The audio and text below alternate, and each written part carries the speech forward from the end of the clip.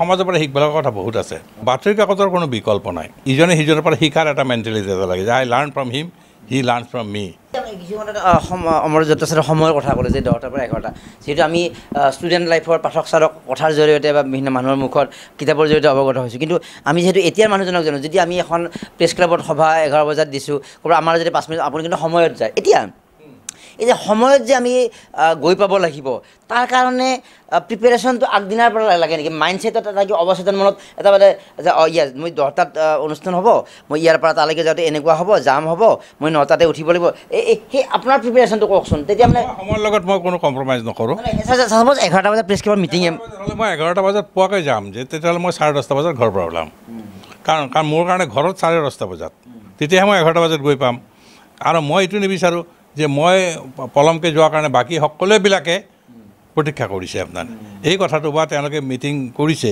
সেইটো মই খুব লাজ পাওঁ গতিকে মই কিন্তু একদম টু দ্য পইণ্ট মোৰ সময়ৰ লগত কোনো মই এই তাৰ লগত সময়ৰ লগত মই কোনো ধৰণৰ অপব্যৱহাৰ নকৰোঁ সেই সভা এখনত নিমন্ত্ৰণ দিয়াৰ সময়তে আপোনাৰতো নেচাৰেল চিডিউল চলিয়ে থাকে যে আজি বৰপেটাত আজি বিভিন্ন কাম চলি থাকে লিখা মেলা চলি থাকে ইমান কিতাপৰ কাম চলি থাকে তো এটা ফোন অহাৰ লগে লগে ছাৰ আমি এটা ফোন কৰিলোঁ ছাৰ অমুক দিনা এই মিটিংখন আছে আপুনি অলপ সময় চাই মই জনাই আছোঁ তো সেইখিনি সময়তে আপুনি এটা মিলাই লয় নেকি যে কাৰণ আপোনাৰ নেচাৰেল চিডিউলটো ব্ৰেক কৰে আপুনি নহয় তেতিয়া হয় কি যে মই কোনোবা এজনে ফোন কৰিছে বোলে ইমান তাৰিখে বোলে 26 তাৰিখে তেতিয়া মই তেওঁক কৈ দিওঁ যে 26 তাৰিখে মোৰ ডায়েৰীত কিবা লিখা আছে মই চাই ল'ম মই ডায়েৰী যদি ডায়েৰী মেইনটেইন কৰে মই ডায়েৰী একদম পূৰা মেইনটেইন কৰোঁ যে ডায়েৰীত যদি মোৰ লিখা আছে মই সুধিলোঁ যে তোমালোকৰ মিটিং কেইটা বজাত বোলে আমি 4টা বজাত আৰু মোৰ সিদিনা মিটিং আছে আৰু এখন মিটিং আছে 10টা তেতিয়া মই এছ বুলি কৈ দিম যে মোৰ 10টা বজাত এখন মিটিং আছে তোমাৰ তাত 4টা বজাত যাব পাৰিম কিন্তু তোমাৰো 4টা বজাত তেওঁৰো 4টা বজাত মই এখনতে যাব পাৰিম গতিকে মই এখনক কৈ দিম যে পিছত অহাখন মই যাব নোৱাৰিম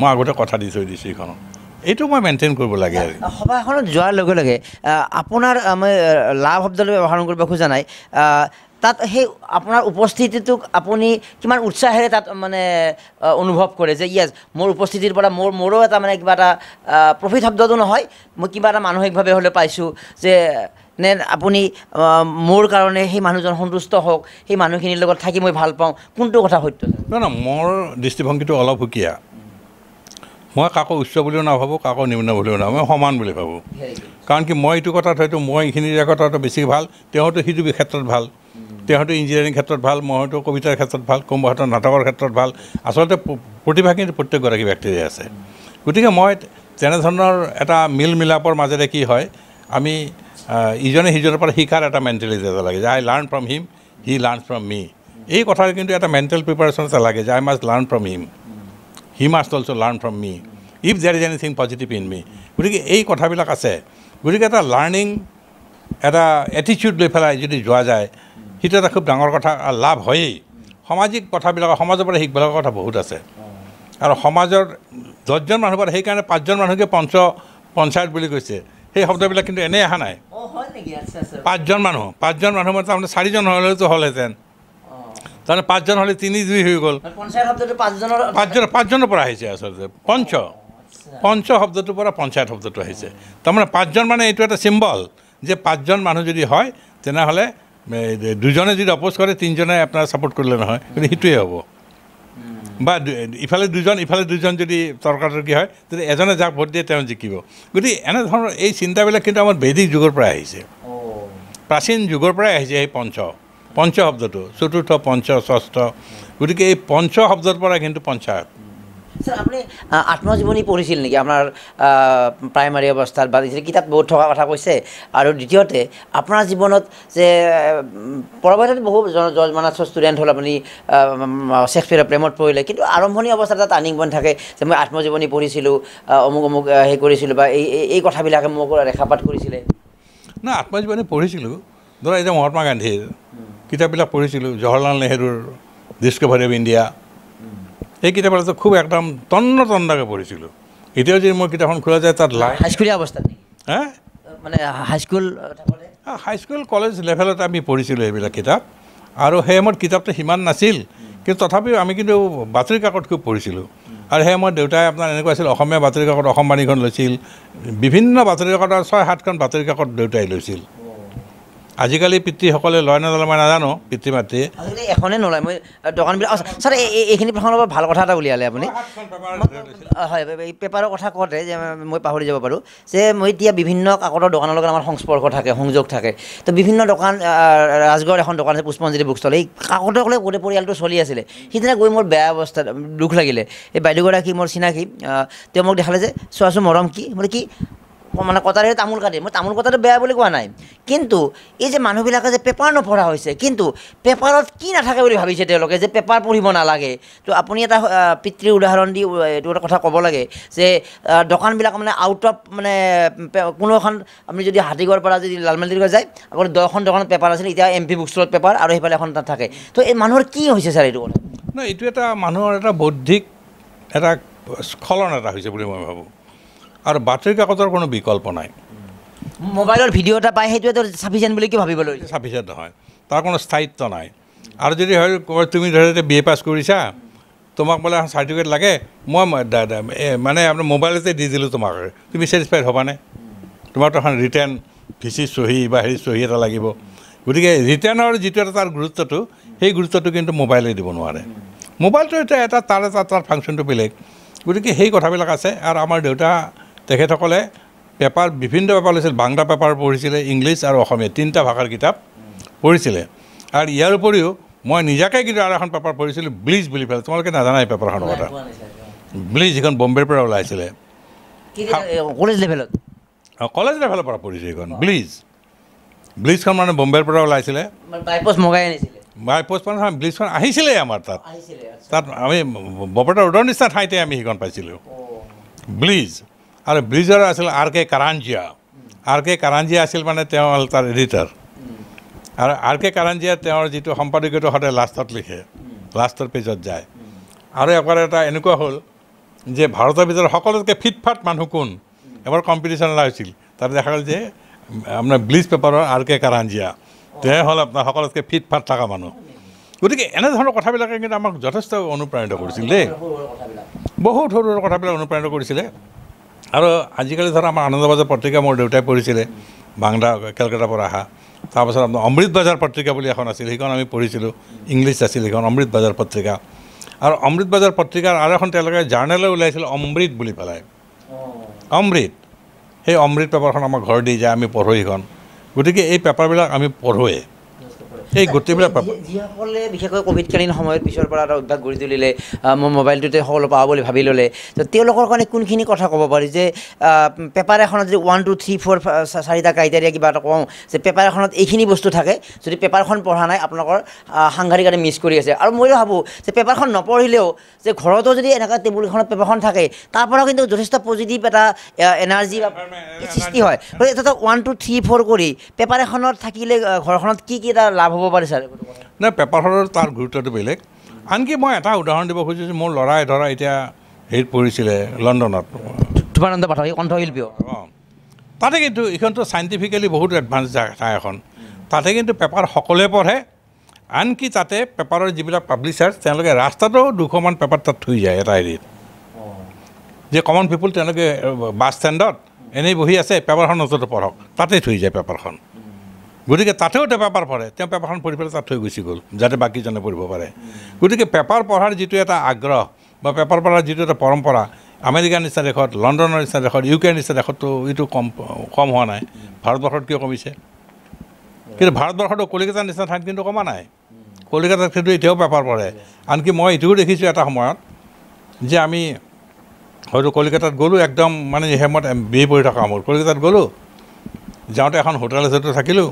হোটেলত মই দেখিলোঁ যে 6টা বজাত হয়তো মই পেপাৰখন মই বাহিৰত মই এখন কিনি লৈ আহোঁ, কিনিব যাওঁ।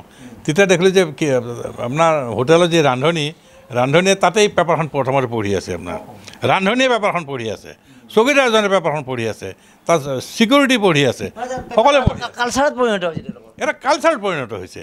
আৰু আনকি যদি পেপাৰখন যদি মই যদি আনিব যাওঁ 9টা বজাত, ক'ব যে আপোনাৰতো অলপ আগতে আহিব লাগিছিল, পেপাৰটো চব চেছ হৈ গ'ল। কাৰণ পেপাৰ পঢ়াটো এটা টাইম আছে, সেই পেপাৰ পঢ়িবই, 9টাৰ পিছত যায় তেতিয়াহ'লে পেপাৰ নাপায়। যদিও বা আপুনি মনোবিজ্ঞানৰ ডিগ্ৰী থকা মনোবিজ্ঞানী নহয়, কিন্তু আপোনাৰ দৰে ব্যক্তিগত মনোবিজ্ঞানতকৈ অধিক, কাৰণ অনবৰতে মানুহৰ লগত থাকে। তো অসমৰ কি হৈছে, অসমৰ মানুহৰ কি হৈছে ছাৰ তেনেহ'লে? অসমৰ মানুহৰ কি হৈছে এইটো কথা কোৱা বাৰু, অসমৰ কাৰণে এটা বিশেষ ধৰণৰ মনস্তত্বৰ প্ৰয়োজনীয়তা আছে। মনস্তাত্ত্বিক স্খলন এটা অসমীয়া মানুহৰ হৈছে, আৰু তেওঁলোক নতুনকৈ বিজ্ঞানৰ যুগত সোমোৱা বুলি ভাবিছে। আচলতে কোনো বৈজ্ঞানিক চিন্তাধাৰা তেওঁলোকক ডেভেলপ কৰা চব জানো এনে ভাৱ হৈছে নেকি? চব এইটো এটা হৈছে যে মোবাইলটো থাকিলে মোৰ কাৰণে চব হ'ব। মোবাইলটো সকলোৰে আছে, আৰু মোবাইল যিয়ে বনাইছে তেওঁলোকেতো কি আপোনালোকৰ পেপাৰখন পঢ়ে, কিন্তু আমি মোবাইলটো ব্যৱহাৰ কৰোঁ, আমি পেপাৰখন কেলৈ নপঢ়োঁ? আৰু এতিয়াও ধৰা মই 3খন পেপাৰ মই সদায় ৰাখোঁ, আপোনাৰ 3খন পেপাৰটো মই সদায় পঢ়োঁ। আৰু মই প্ৰথম নামকেইটা কৈ দিয়কচোন, কি ৰাতিপুৱা উঠিকে মই প্ৰথমতে পেপাৰখন পঢ়োঁ। কোনখন পঢ়ে ছাৰ? মই ধৰা এতিয়া মই 3খন পেপাৰ পঢ়োঁ, আছাম ট্ৰিবিউনখন পঢ়োঁ, তাৰপাছত আপোনাৰ হয়তো অগ্ৰদূতখন পঢ়োঁ, তাৰপাছত হয়তো আপোনাৰ এই দুখন পঢ়োঁ, তাৰপিছত আপোনাৰ টাইমছ অফ ইণ্ডিয়াখন পঢ়োঁ, এইটো পঢ়োঁ। ইয়াৰ উপৰিও কিছুমান পেপাৰ আকৌ মই ৰাস্তাত গ'লোঁ, এইখন পেপাৰ আজি এইটো ভালকৈ আলোচনা হ'ব, সেইটোও মই পঢ়োঁ, কিনি লৈ আহোঁ। তাত আজিও মই 2খন পেপাৰ কিনি লৈ আহিছোঁ। পেপাৰত কি কি থাকে ছাৰ? কি পেপাৰত বহুত কথা থাকে। পেপাৰৰ কথা থাকি ধৰা এতিয়া সম্পাদকীয়টোৱে গোটেই সমস্যা, খালি নিউজটোৱে একমাত্ৰ কথা নহয়তো, নিউজটোতো চবতে পাব, কিন্তু সম্পাদকীয়টো বৰ এটা ইম্পৰ্টেণ্ট বস্তু, বা তাত আপোনাৰ এডভাৰটাইজমেণ্টটো বৰ ইম্পৰ্টেণ্ট বস্তু, বা তাত আপোনাৰ ফটোগ্ৰাফী বৰ ইম্পৰ্টেণ্ট বস্তু। গতিকে সেই কথাবিলাক আকৌ আপোনাৰ মোবাইলত সেই কথাটো হ'ব নোৱাৰে। গতিকে মোবাইল হয় গুড, কিন্তু পেপাৰৰ বিকল্প নহয়। পেপাৰৰ বিকল্প বুলি ধৰি লোৱাটো ভুল হ'ব, কাৰণ নিউজ এটা দিয়াৰ পিছত সেই বস্তুটো নোহোৱা হ'ল, আৰু এইটো কোনোবা এটা ষ্টৰি এটা লিখিলে সেইটো মই 100 বছৰ মই থৈ দিব পাৰিম মোৰ ফাইলত, কিন্তু মই মোবাইলত থৈ দিব পাৰিম, এইটো মোচা যাব আপোনাৰ। গতিকে এই কথাবিলাকো কিন্তু আমি, আৰু মাইণ্ড ডিষ্ট্ৰেকশ্যনটো যথেষ্ট পৰিমাণে মোবাইলত হয়। মোবাইলত আপোনাৰ ডিষ্ট্ৰাকশ্যন, মই কিবা ভাবি আছিলোঁ, আৰু আনকি এনেকুৱা হৈছে আজিকালি ধৰক মোৰ ঘৰৰ সন্মুখতে ছোৱালীবিলাক যাই থাকে, কলেজত যাই থাকে, কলেজত যাওঁতেও তেওঁলোকে মোবাইলত কথা পাতি যাই আছে। মই যাই থাকোঁতে ৰাস্তা কোনোবা স্কুটাৰ আহিছে, মোবাইলটো লৈ গুচি গ'ল, বা ক'ৰবাত এক্সিডেণ্ট হ'ল। গতিকে তাত তেওঁলোকে মোবাইলৰ যিটো এটা তেওঁলোকৰ যিটো আসক্তি বুলি মই কৈছোঁ, এই আসক্তিটোৱে তেওঁলোকক কিন্তু ধ্বংসৰ মুখত লৈ যাই আছে। এইটো ক'ৰবাত মানুহজনে গম নোপোৱাকৈ, যেনেকৈ প্ৰেমৰ নিচাৰ ক'ৰবাত থাকিলে এজন যুৱকে বা এজন যুৱতীয়ে পৃথিৱীখনত কি আছে বিশেষ গম নোপোৱা হৈ যায়, এই মোবাইলৰ সেই যিটো প্ৰেমৰ নিচাৰ নিচিনাকৈ তেওঁলোকে গম নোপোৱাকৈ এটা মগজুৰ যিটো আমি স্নায়ুবিকে কওঁ, বা আমি যদি চাইক'লজিতে কওঁ, চাইক'লজিকেল নিডটো এনেকুৱাকৈ গম নোপোৱাকৈ এটা অৱচেতন মনত ক্ৰিয়া কৰিছে। তেওঁ পেপাৰখনৰ কাৰণে সেই স্পেচটো মানুহজনক দোষ দিয়াতকৈ ক'ৰবাত সেই বস্তুটোক আৰু সেই বস্তুটোৰ উদ্ধাৰ পোৱাৰ উপায়টো কি ছাৰ? নহয়, তেওঁলোকে এইটো ৰিয়েলাইজেশ্যনটো লাহে লাহে হৈ আছে এতিয়া, নহয় বুলি মই নকওঁ। মোবাইলে তাত এনেকুৱা কিছুমান তাত কণ্টেণ্ট দিছে, যিটো কাৰণে হয়তো মোবাইলত তেওঁলোকে লাগি থাকে, হয়তো ৱৰ্কশ্বপটো দিছে, ফেচবুকটো দিছে, আৰু ফেচবুকত চালে তেওঁলোকে নিজকে চাব খোজে আচলতে, বা ৱৰ্কশ্বপত দিলে মোলৈ কোনোবা চিঠি দিছে নে নাই, মোক কোনোবা শুভেচ্ছা দিছে নে নাই, সেইটোৱে হৈছে মোৰ বাৰ্থডে হৈছে, মই আপলোড কৰা ফটোটো লাইক কিমানটা আহিছে, মই লাইক কিমান সেইটো লৈছে। গতিকে এইটো এটা কমপ্লিটলি পাৰ্চনেলাইজ হৈ গ'ল আৰু কি। গতিকে এইটোৱে কিন্তু বৰ বেছিদিন নীতিকে, আৰু মোবাইলৰ যিটো ফ্ৰেণ্ডশ্বিপটো মানে গ্ৰুপ এটা বনাই ল'লোঁ, এইটো ক্ষণস্থায়ী, এইটো কাৰণে ইউজলেছ বুলি মই ভাবোঁ। এইটো কোনো, আৰু আমিতো এই মোবাইলৰ ফ্ৰেণ্ডশ্বিপটো বাদ দিয়া, মোৰ দুখৰ সময়ত তেওঁলোক নাথাকে ক'তো, হয় নহয়? আৰু এতিয়া মই মেক্সিমাম দেখা পাওঁ যে মানুহজন ঢুকালে নাতৰ ৰিপ বুলি লিখি দিয়ে, আৰু কোনোবাই এনেকুৱা দেখা পাইছে যে মোৰ মাৰ কাৰণে ব্লাডৰ প্ৰয়োজন, আপোনাৰ মাৰ সুস্বাস্থ্য কামনা কৰিলোঁ, কিন্তু তেওঁ বিচাৰিছিল ব্লাড, তেওঁ মই দিব পাৰিম, মই চেষ্টা কৰিম, সেইটো নহয় মানে। নাই, এইটো এটা ধৰা এটা হেৰি আৰ্টিফিচিয়েল প্ৰচেছ, আৰু মানুহবিলাক খুব বেছি আৰ্টিফিচিয়েল হৈছে। শেষত ক'ব পাৰি পেপাৰ পঢ়া উচিত, আমি পেপাৰ পঢ়াটো খুবেই উচিত। অসমীয়া ভাষাৰ যদি আমি আগবঢ়াই নিব লাগে, আমাৰ অসমীয়া প্ৰতিদিন, দৈনিক অসমৰ বা অগ্ৰদূত, কনকচন ডেকা ডাঙৰ, বা আমাৰ অসম যিখিনি পেপাৰ আছে এইখিনি চাফিচিয়েণ্ট নিশ্চয় আমাৰ ভাষাটোক। এটা সময়ত মই এই কথা ইয়াৰ পৰা সংযোগ কৰিব খুজিম, যেতিয়া মই বৰপেটাত MC কলেজত পঢ়িছিলোঁ, 1 বছৰে পঢ়িছিলোঁ, তেতিয়া তাত আছাম ট্ৰিবিউনে কওক বা দৈনিক অসমখনে কওক, সি আবেলি গৈ পাইছিল, বাছত যায়, আবেলি পায়, ট্ৰেন্সপৰ্টত গৈ পায়, আবেলি পায়। গতিকে আবেলি তেতিয়া আমি কৰোঁ কি, বহুত দূৰৰ পৰা 10 মাইল মই চাইকেল মাৰি পেলাই পেপাৰখন আনিব যাওঁ বজাৰলৈ, মই পেপাৰ আনিব লাগিব, আৰু যদি মই জানো যে অলপ দেৰি হ'লে মই পেপাৰখন নাপাম, এই কথাটো আছিল নহয়। গতিকে আমি খোজকাঢ়িতো যোৱা কথা নাই, আমি চাইকেলখন লৈ পেলাই আমি পেপাৰ আনিব যাওঁ, আৰু পেপাৰ আনি যদি পেপাৰ জানো যে নহয় তুমি অলপ আগতে আহিবলৈ, লাষ্ট পেপাৰটো তাৰপিছত গুচি গ'ল আমাৰ। গতিকে এই কথাবিলাক আছিলতো।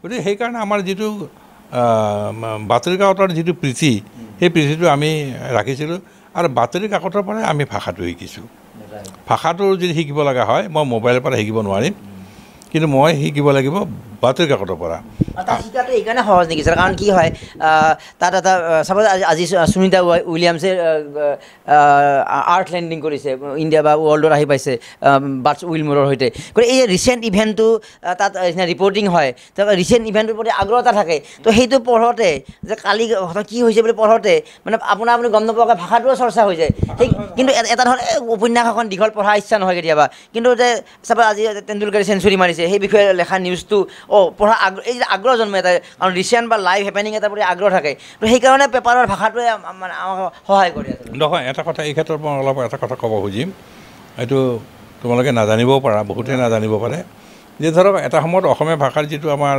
উচ্চাৰণগত বা স্পেলিং এই বা আখৰ জোঁটনি এইবিলাক বহুত সমস্যা আছিল এতিয়াও আছে আমাৰ মইতো এনেকৈ ক'ব নোৱাৰোঁ কালি মই এই কথাটো কৈছোঁ যে একমাত্ৰ এজনেই আছিল বোধকৰো অসমত যেনেকৈ একেবাৰে 100% শুদ্ধ অসমীয়া লিখিছিল আমাৰ ভৱানী প্ৰসাদ অধিকাৰী মই জানাত আৰু হয়তো বহুতে লিখিব পাৰে এইটো বেলেগ কথা নগেনিকাৰ নিচিনা ব্যক্তিও লিখিব পাৰে কিন্তু মই জনাত আপোনাৰ এনেকৈ তেওঁ শুদ্ধকৈ লিখিছিল গতিকে শুদ্ধকৈ লেখাটো এটা ডাঙৰ গুণ হয় কিন্তু অসমীয়া কেইজন ব্যক্তি আজি কলেজৰ অধ্যাপকক কওক বা কলেজত কাম কৰা কওক যে অসমীয়াৰে শিক্ষক তেওঁ কিন্তু নিজেই নাজানে মই শ্বহীদ শব্দটো তালিবহ দিম নে তালিবহৰ তলত ব দিম নে দ্বিতীয় চ দিম তেওঁ সেইটো কথা নাজানে আৰু যদি দিছেও কি যুক্তিত তুমি দিলে সেই যুক্তিটো তেওঁ নাজানে এই প্ৰব্লেমবিলাক আছে গতিকে এটা আমাৰ বংগদেশতো বাংলা ভাষাটো এইটো আছিল গতিকে বাংলা ভাষাৰ বানানটো যে ছিম্প্লিফাই কৰিছে কিতাপে কৰা নাই তাত পণ্ডিতসকলে কৰা নাই কৰিছে বাতৰি কাকতে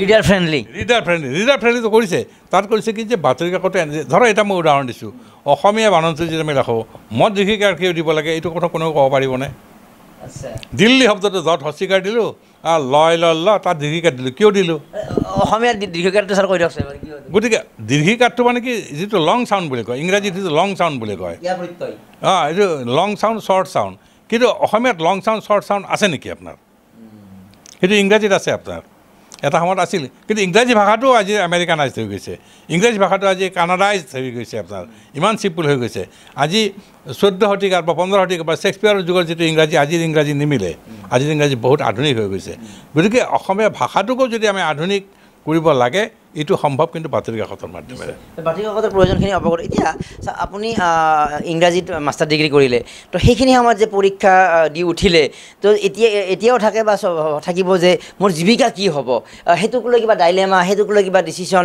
নে আপুনি একদম লগে লগে ইমিডিয়েটলি কথাবোৰ হৈয়ে গৈছিলে কাৰণ প্ৰথমতে আপুনি APSC উত্তীৰ্ণ হৈ মেজিষ্ট্ৰেট আছিলে তো MA পৰীক্ষা দি উঠি সেই ডাইলেমা সেই কনফিউজন কিবা আছিলে নেকি কনফিউজন আজি যেনেকৈ আছিল সেই সময়তো আছিল কাৰণ আজি সেইটো কলেজ আপোনাৰ প্ৰত্যেক ঘৰে ঘৰে কলেজ কি ভাবি আছিল ছাৰ যে মই কলেজ একেবাৰে লিমিটেড এখন বৰপেটাত এখন গুৱাহাটীত এখন নগাঁৱত যিবিলাক আপোনাৰ মেইন ধৰক আপোনাৰ সদৰ ঠাইবিলাকতহে কলেজ আছে প্ৰফেচাৰ হোৱাটো লক্ষ্য আছিলে আপোনাৰ প্ৰফেচাৰ হোৱাটো ঠিক লক্ষ্য আছে মানে এজন শিক্ষাবিদ হোৱাটো লক্ষ্যটো আছিল কাৰণ কি মই PhD কৰিছিলোঁ ইংৰাজীত সেই সময়তে তেতিয়া আৰু মই বাৰ্ণাৰ্ডছৰ নাটকৰ ওপৰত ইংৰাজী মানে PhD কৰিছিলোঁ আৰু যেতিয়া মই মেজিষ্ট্ৰেট হ'লোঁ সেইটো চাকৰিৰ কাৰণে মই মেজিষ্ট্ৰেট হৈ দেখিলোঁ যে মোৰ এইটো যদি মই মেজিষ্ট্ৰেট হওঁ তেতিয়াহ'লে মই MLA ৰ লগত ঘূৰিব লাগিব ক'ৰবাত দালালৰ লগত ঘূৰিব লাগিব গতিকে তেতিয়া মোৰ মায়ে ক'লে যে নহয় তোৰ এইটো যিটো বিদ্যাটো শিকিলি সেই বিদ্যাটো মিছইউজ হ'ব নেকি সেই কথাটো কৈছে গতিকে মই বিভিন্ন আলোচনাৰ সাপেক্ষে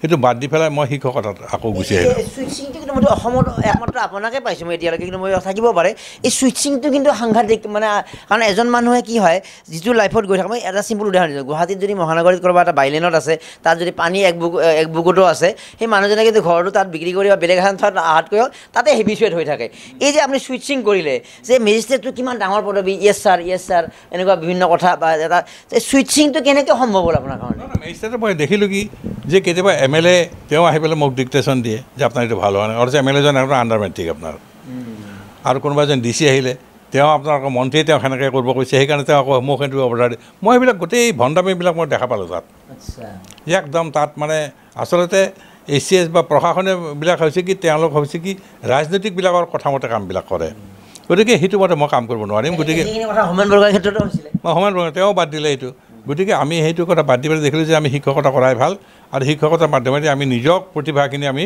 কৰিব পাৰিম, লেখা মেলা কৰিব পাৰিম বা গৱেষণা কৰিব পাৰিম, কিতাপৰ লগত সংযোগ এটা থাকিব। গতিকে সেইটো হয়তো প্ৰশাসনীয় ক্ষেত্ৰত হয়তো সেইটো নাথাকে। কিমান দিনমান লাগিছিল সেই ডিচিশ্যনটো লওঁতে? ডিচিশ্যনটো লওঁতে মোৰ খুব বেছি নাই, এনেই মই HS পালোঁ। HS পাই পেলাই কিন্তু মই খুব ছেটিছফাইড নাছিলোঁ। আৰু HS পঢ়িবলৈ যাওঁতেও মই অফিচত যেতিয়া যাওঁ মই 4-5খন কিতাপ মই লগত লৈ যাওঁ। তেতিয়া মেজিষ্ট্ৰেটবিলাকে হাঁহে যে আপুনি কিতাপ লৈ আহিছে, আপুনি কি কৰি আছে আপোনাৰ, ঠিক এনেধৰণৰ কথাবিলাক আৰু কি। গতিকে এটা মই তাচ্ছিল্য বহুত কৰিছিলে মোক সেই সময়ত যে আপুনি কিতাপ লৈ যদি থাকে তেনেহ'লে আপুনি শিক্ষকতা কৰাই ভাল।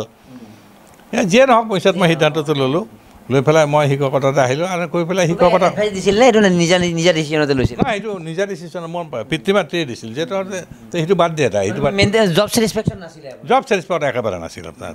জব ছেটিছফেকশ্যন এইকাৰণে নাই কিন্তু তাত এনেকুৱা হৈছে যে আজি ফ্লাডৰ বোলে যাই পেলাই ৰিলিফ বিল ল'ব লাগে যাই পেলাই আপোনাৰ।